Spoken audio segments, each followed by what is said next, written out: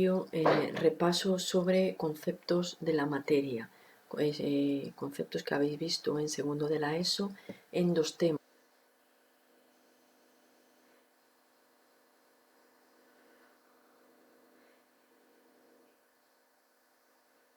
Los estados de la materia en la naturaleza son sólido, líquido y gas, aunque existe un cuarto estado de la materia reconocido y definido, que es el estado de plasma. Solo que pasa que este estado de la materia tiene que estar a altísima temperatura y no lo vamos a encontrar habitualmente en nuestro entorno. Por eso hablamos generalmente de sólido, líquido y gas. ¿Qué características tienen cada uno de esos estados? Pues el estado sólido que estamos viendo ahí tiene forma propia y un volumen determinado. Si nos imaginamos una piedra, un libro, el cuaderno, un bolígrafo, tiene una forma definida que no se modifica, que no cambia, y un volumen grande, pequeño, en concreto, pero también fijo y determinado. Si pensamos en los líquidos, en un vaso de agua, en un refresco, no tiene forma propia, tiene la forma del recipiente en el que nosotros lo echemos. Si yo abro una lata de un refresco, el refresco tiene la forma de la lata. Si lo echo en mi vaso, pues va a tener la forma de ese vaso, más alto, más delgado, más grueso, pero tiene la forma del recipiente que los contiene. Sí que tiene un volumen propio.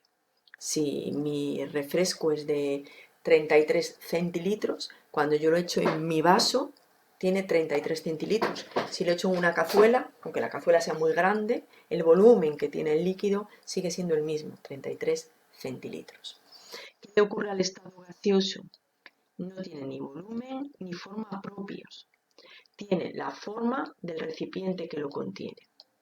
Si yo me imagino, por ejemplo, el aire, que es difícil de ver, pero si yo hincho un globo, el aire dentro del globo va a ocupar todo el espacio que tiene y la forma que tiene es la de ese globo, alargado, redondeado, con forma de 8, con lo que yo tenga. Y siempre ocupa todo el espacio disponible. De hecho, si abro la boquilla del globo, el aire tiende a salir del globo y ocupar todo el espacio que pueda. Vamos a centrarnos en esos tres estados, que son los más habituales en nuestro entorno. Esas dos características, forma y volumen, se debe a cómo están las partículas, porque toda la materia está formada por pequeñas partículas que nosotros no vemos. La teoría cinética nos explica cómo se encuentran esas partículas. En el estado sólido, lo estamos viendo aquí en ese dibujo, las partículas están ordenadas, están muy juntas y están fuertemente unidas. De hecho, el único movimiento que pueden hacer es una pequeña vibración a los lados de la posición en la que se encuentran.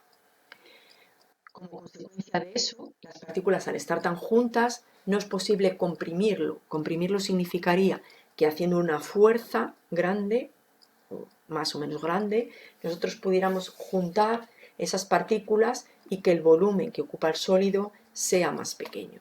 Como las partículas ya están muy juntas, pues aunque ejerzamos una fuerza no se pueden comprimir y no va a cambiar su tamaño. La propiedad contraria sería expandir, separarse las partículas. Y esas partículas, como están fuertemente unidas, tampoco se pueden separar, no se pueden expandir.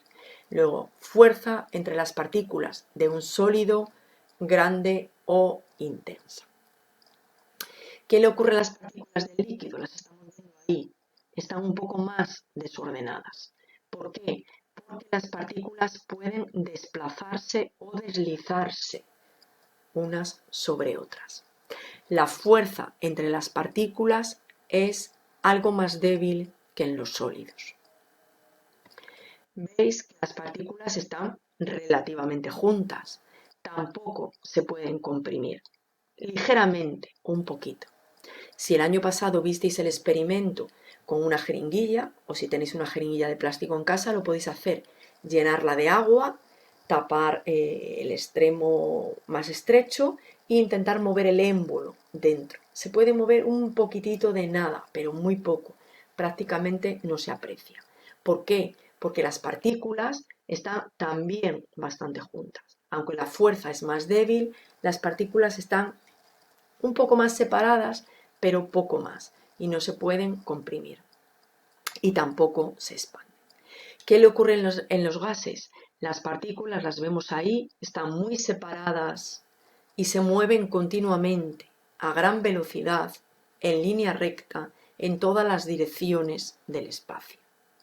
Como hay muchos huecos vacíos, ahí no hay nada, eso está vacío. Ejerciendo una fuerza, nosotros podemos hacer que esas partículas se aproximen. Eso quiere decir que se pueden comprimir. Si hicisteis el experimento, o lo podéis hacer en casa, con una jeringuilla vacía, entre comillas, llena de aire, nosotros podemos apretar el émbolo prácticamente hasta 1/3 del volumen inicial. Es decir, estamos juntando esas partículas, reduciendo los huecos entre las partículas y juntándolas. Por eso los gases se comprimen. Y también tienen la propiedad contraria, se expanden.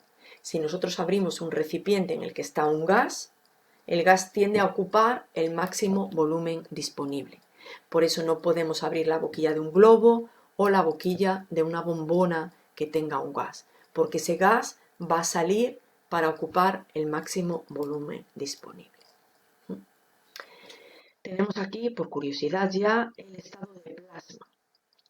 Es un estado a más altas temperaturas de un gas. Y aquí ya se han separado los átomos. Por un lado vamos a tener los electrones que han quedado liberados del átomo y se mueven por libre, y por otra parte quedarían los iones positivos de los átomos que han perdido los electrones, ¿vale? Simplemente por curiosidad, que conozcáis el estado de plasma, por ejemplo en las estrellas, cuya temperatura son millones de grados centígrados, existe este estado, el estado de plasma. Esta primera diapositiva para repasar los estados de la materia. Vamos a ver ahora los cambios de estado. Los lleváis estudiando desde el colegio, pues también los tenemos que repasar. Yo puedo hacer un cambio de estado aumentando la temperatura. Si yo aumento la temperatura, las partículas de esa sustancia van a adquirir más energía y tenemos los cambios de arriba, los que estáis viendo arriba, con las flechas azules. Fusión sería el cambio de sólido a líquido. Y calentando un líquido, pasaría de líquido a gas, que tendríamos la vaporización. Cambio de estado de líquido a gas.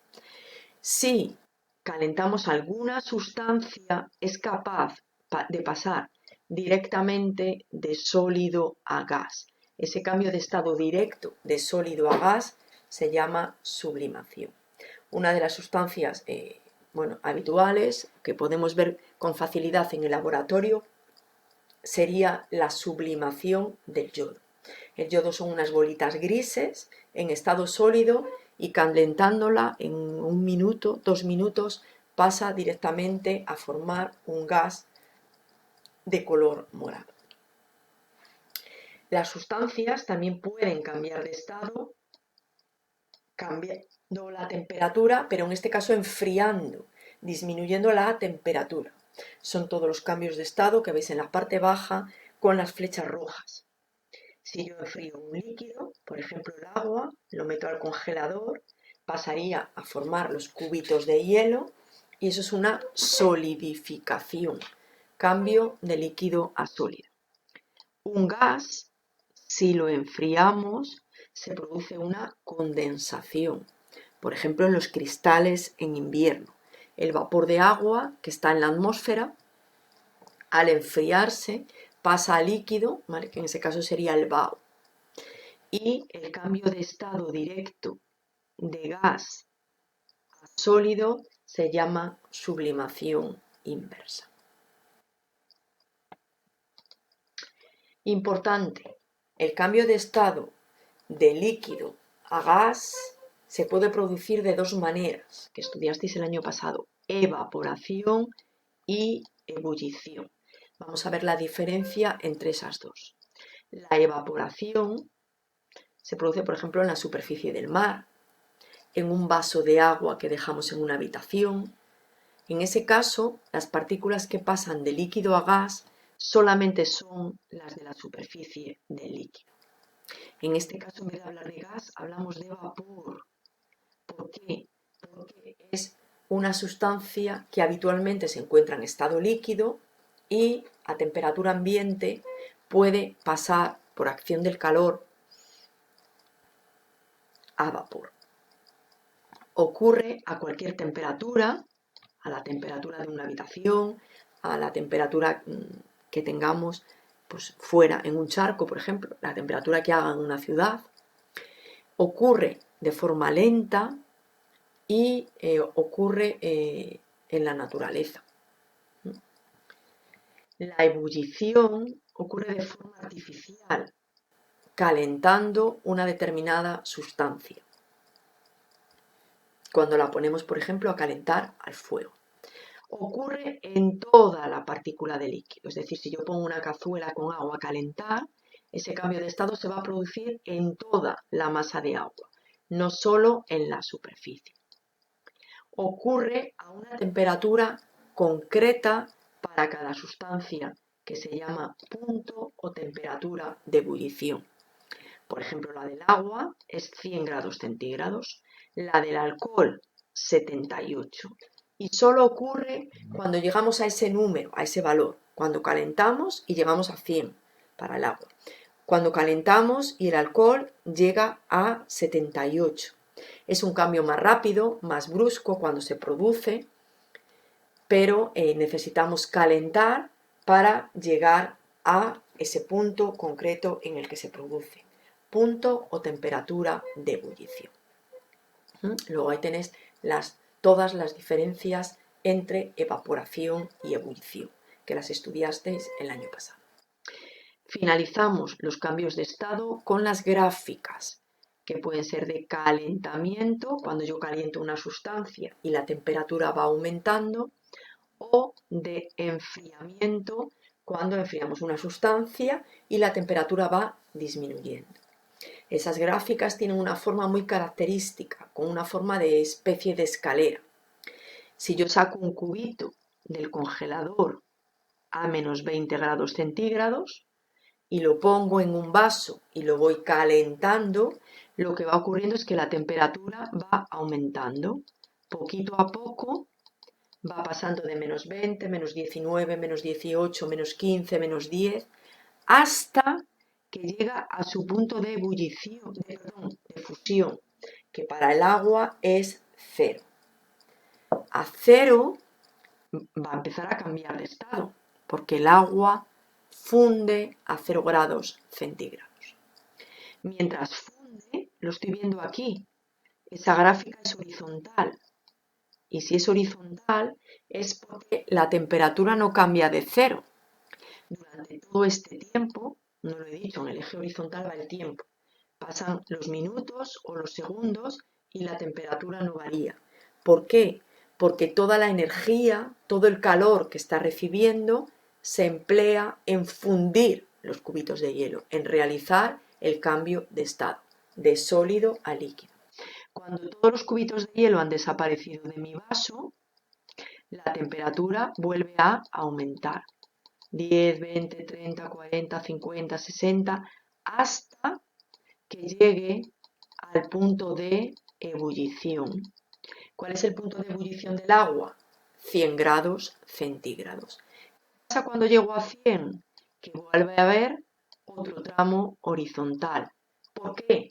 Porque durante unos minutos toda la energía se emplea en vaporizar, en realizar el cambio de estado, en modificar las características de las partículas para que pasen de líquido a gas o vapor. Cuando toda la sustancia ha cambiado a vapor, la temperatura vuelve a aumentar. Si lo hacemos en un vaso, como la foto, pues no es así, porque del vaso el vapor se va a ir, se va a salir a la habitación. Entonces este paso tendrían que ser en un recipiente hermético cerrado para que el vapor no pueda escapar. Luego esta gráfica de calentamiento tiene varios tramos, unos inclinados y otros horizontales. Los inclinados, caliento los cubitos de hielo o caliento el sólido, caliento el líquido y caliento el gas. Simplemente la temperatura va aumentando. Al aumentar la temperatura, aumenta el movimiento de las partículas. Y tengo otros tramos que son horizontales. Y los tramos que son horizontales, este y este, son los cambios de estado, de sólido a líquido y de líquido a gas. La temperatura permanece constante porque la energía se emplea en cambiar las características, la situación de las partículas. Una gráfica de enfriamiento, la estáis viendo a la derecha, tiene esa forma de escalera, pero al contrario. ¿Qué tengo aquí? Pues estoy a 130 y llego hasta 100. Pues aquí lo que tengo es el gas o vapor que se va enfriando. Cuando llega a 100 tengo un tramo horizontal. ¿Por qué tengo un tramo horizontal? Porque va cambiando el estado. Pasa de gas a líquido. ¿Qué cambio de estado se está produciendo aquí? Una condensación. Cambio de gas a líquido. Cuando toda la sustancia se ha condensado, la temperatura empieza a disminuir. Estoy calentando ya la sustancia en estado líquido. Desde 100, 90, 80, 70, 60, hasta que llego al punto de fusión, que es 0. Y vuelvo a tener otro tramo horizontal. ¿Por qué? Porque se está produciendo el cambio de estado de líquido a sólido. Una solidificación. Y después ya cuando está todo sólido empieza a disminuir porque estamos enfriando el estado sólido. Estas son las gráficas de enfriamiento y calentamiento que trabajasteis el año pasado. Vamos a repasar ahora el segundo bloque, ese que vimos en la primera diapositiva. Materia en la naturaleza. La materia en la naturaleza se puede clasificar en dos partes, mezcla y sustancia pura. Una mezcla es el conjunto de varias sustancias puras, que las tengo juntas en el mismo espacio, en el mismo lugar, y sus partículas se han intermezclado.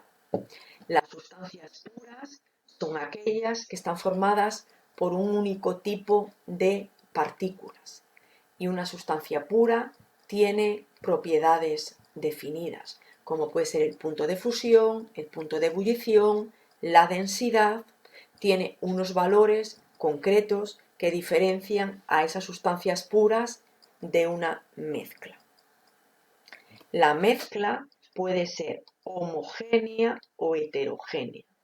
Una mezcla es homogénea cuando no diferencio las sustancias que la están formando a simple vista. Y una mezcla es heterogénea cuando las partículas se diferencian a simple vista. Una mezcla homogénea, el agua del mar. El agua del mar todos sabemos que está formado por agua y sales disueltas. Sería homogénea, porque yo si cojo un vaso de agua del mar, no diferencio las... Hombre, si cojo algas o pececitos, pues ya sería heterogénea, ¿vale? Vamos a imaginar solo agua. Es homogénea porque yo no diferencio distintas partículas ahí. Una mezcla heterogénea, pues sería el agua del mar con algas, o sería, por ejemplo, una ensalada, en la que yo diferencio lechuga, de tomate, de aceitunas, de lo que lleve mi ensalada. Por ejemplo, una mezcla homogénea es un puré de verduras. Es decir, si esas verduras las he cocinado, las he triturado, pues ya queda algo uniforme, homogéneo, que no distingo las partículas que lo están formando. ¿vale? Esas mezclas van a tener propiedades que dependen de las sustancias que lo están mezclando. El agua del mar, si tiene más sal, estará más salada. Su densidad será mayor. Su punto de ebullición y su punto de fusión también es diferente. Si yo me imagino, por ejemplo, otra mezcla, leche con colacao, muy visual. El color depende de las cantidades que yo haya mezclado. Si yo mezclo mucha leche y poco colacao, pues el color es más clarito. Si mezclo leche con mucho colacao, el color es más oscuro. Es decir, las mezclas no tienen propiedades fijas y características que las diferencie unas de otras. Las sustancias puras sí tienen propiedades fijas y características que las diferencian. Dentro de una sustancia pura puede haber compuestos y elementos. Son compuestos aquellos que están formados por varios átomos unidos. Por ejemplo, el agua es una sustancia pura. El agua, no el agua del grifo ni el agua del mar. Agua, una botella que tuviéramos de agua destilada. Está formado solamente por moléculas H2O.